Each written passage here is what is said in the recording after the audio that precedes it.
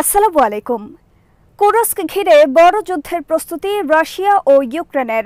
একজন সেনাকেও ইউক্রেনে ফেরত যেতে দেওয়া হবে না ঘোষণা রাশিয়ার। ঘনিয়ে এসেছে ইসরায়েলে ইরানের হামলার সময়। প্রস্তুত ইসরায়েল ও যুক্তরাষ্ট্র। উত্তর ইসরায়েলে তীব্র হামলা হিজবুল্লাহর। ইসরায়েলের সম্ভাব্য হামলায় হিজবুল্লাহর ঘাঁটি এলাকা থেকে বেসামরিক লোকজন সরিয়ে নিচ্ছে লেবানন। বিডিভিউস ইনফোটেনমেন্টে স্বাগত জানাচ্ছি আমি ফাহাদিয়া মিতু। আজ জানাবো প্রতিরক্ষা সংক্রান্ত গুরুত্বপূর্ণ কিছু খবর। রাশিয়ার কুরস্ক ঘিরে চলছে উভয় পক্ষের বড় পরিসরের যুদ্ধের প্রস্তুতি। কুরস্ক থেকে ইউক্রেন সেনাদের উৎখাতের লক্ষ্যে রাশিয়ান আর্মি সোমবার সেখানে পাঠিয়েছে অতিরিক্ত সেনা ও বিপুল পরিমাণ অস্ত্র। রাশিয়ার গণমাধ্যমের খবরে বলা হয়েছে, রাশিয়ার লক্ষ্য একজন ইউক্রেন সেনাকেও কুরস্ক থেকে ফেরত যেতে দেওয়া হবে না। ইউক্রেনের অনুপ্রবেশকারী আর্মির বিরুদ্ধে বড় অভিযানের লক্ষ্যে কুরস্ক থেকে রাশিয়া ইতোমধ্যে সরিয়ে নিয়েছে প্রায় ১.৫ লাখ অধিবাসী। কুরস্ক থেকে আরও অধিবাসীদের নিরাপদ দূরত্বে সরিয়ে নেওয়ার কাজ চলছে। কুরস্ক ঘেঁষে অবস্থিত বেলগোরদ এলাকা থেকেও রাশিয়া তাদের অধিবাসীদের সরিয়ে নিচ্ছে। অপরদিকে ইউক্রেনও তাদের সুমি অঞ্চল থেকে ইতোমধ্যে ২০,০০০ অধিবাসীদের সরিয়ে নিয়েছে। রাশিয়ান প্রেসিডেন্ট ভ্লাদিমির পুতিন সোমবার ঘোষণা দিয়েছেন, কুরস্কে অভিযানের জন্য ইউক্রেনকে চরম মূল্য দিতে হবে। গত ৭ আগস্ট ইউক্রেন আর্মি প্রবেশ করে রাশিয়ার কুরস্ক অঞ্চলে। ৭ দিন হল তারা রাশিয়ার প্রায় ২০ মাইল অভ্যন্তরে প্রবেশ করে অবস্থান ধরে রেখেছে। সোমবার ইউক্রেন আর্মি দাবি করেছে, কুরস্কের ১,০০০ বর্গ কিলোমিটার এলাকা তারা দখল নিয়েছে। আন্তর্জাতিক বিভিন্ন গণমাধ্যমে প্রকাশিত খবরে বলা হয়েছে, কুরস্ক অভিযানে উভয় পক্ষের ব্যাপক ক্ষয়ক্ষতি হয়েছে। রাশিয়া দাবি করেছে, তারা ইউক্রেনের ৩ শতাধিক সেনা হত্যা করেছে শুরুতেই। অপরদিকে ইউক্রেনের প্রকাশিত ভিডিওতে দেখা গেছে, কুরস্কের রাস্তায় পড়ে আছে অনেক রাশিয়ান আর্মির লাশ। কুরস্ক অভিযানের সময় ইউক্রেন আর্মি গ্রেফতার করেছে রাশিয়ান অনেক সীমান্তরক্ষী বাহিনী।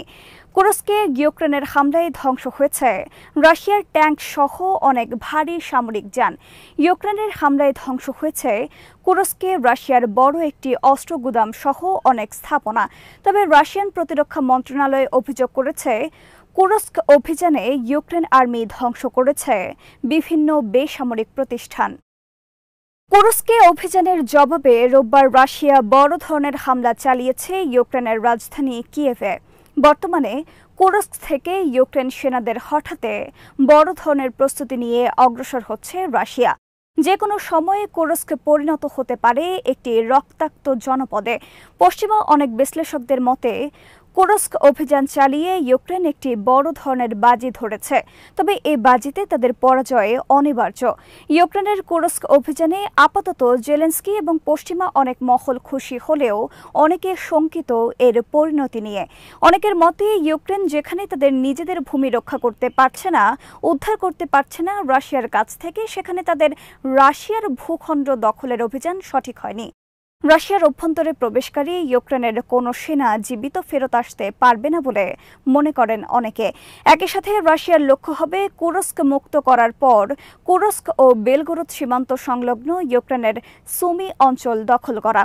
ইউক্রেন অভিযানের শুরুতে রাশিয়ার সুমি দখল করেও আবার ছেড়ে চলে আসে, তার মাশুল দিচ্ছে বর্তমানে। রাশিয়ার বিভিন্ন গণমাধ্যমে দাবি করা হয়েছে, সুমি পুনরায় দখলে নেওয়ার কারণ সুমি থেকেই ইউক্রেন আর্মি প্রবেশ করেছে কুরস্কে। সুমি থেকে ইউক্রেন আর্মি বারবার অভিযান চালিয়েছে বেলগোরদ অঞ্চলে। বেলগোরদ অঞ্চলে বারবার হামলা চালিয়ে ইউক্রেন হত্যা করেছে অনেক বেসামরিক লোকজন। আন্তর্জাতিক বিভিন্ন গণমাধ্যমের খবরে বলা হয়েছে, রাশিয়ার মূল ভূখণ্ডে ইউক্রেনের এই অভিযান কোনো মতেই সহজভাবে নেবেন না প্রেসিডেন্ট ভ্লাদিমির পুতিন। উত্তর ইসরায়েলে সোমবার ৬টি অপারেশন পরিচালনা করেছে লেবাননের হিজবুল্লাহ। প্রতি ১ মিনিট পরপর চালানো হয়েছে এসব অপারেশন।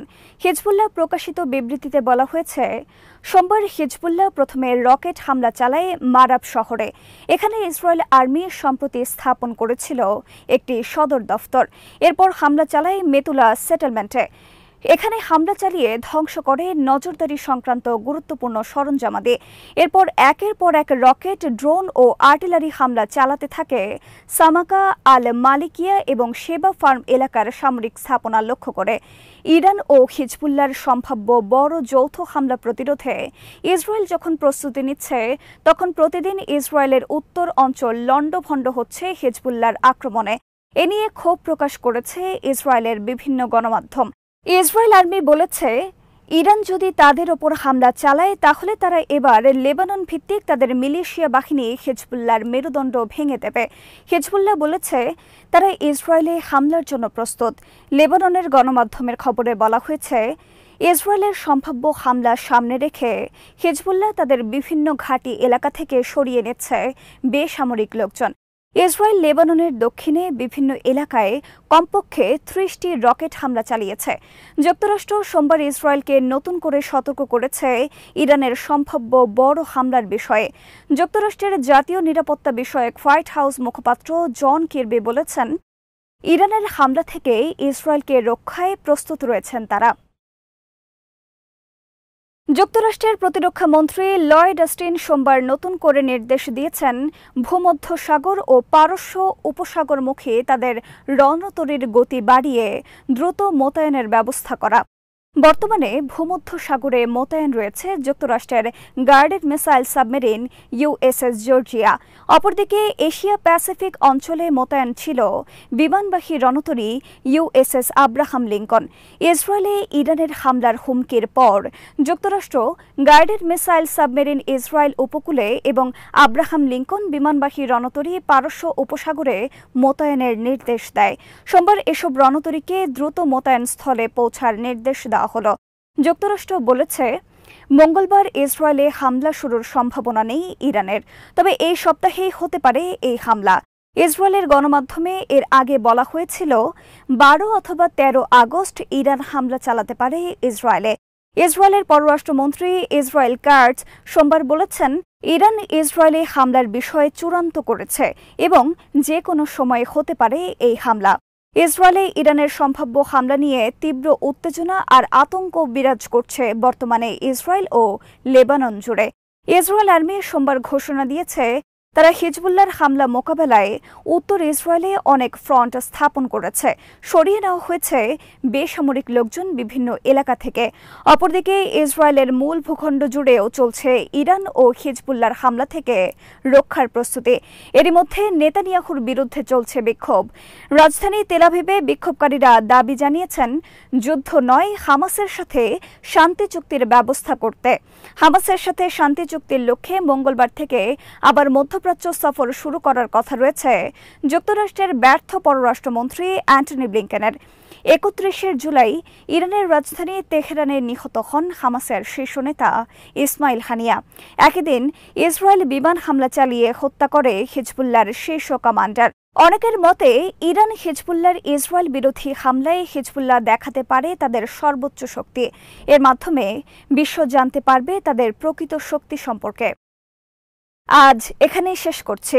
সমরাষ্ট্র, প্রতিরক্ষা ও কূটনীতির নানা তথ্য জানতে চোখ রাখুন বিডিফিউজ ইনফোটেনমেন্টে। চ্যানেলটি ভালো লাগলে সাবস্ক্রাইব করুন, সংযুক্ত থাকুন আমাদের ফেসবুক পেজে। আল্লাহ হাফেজ।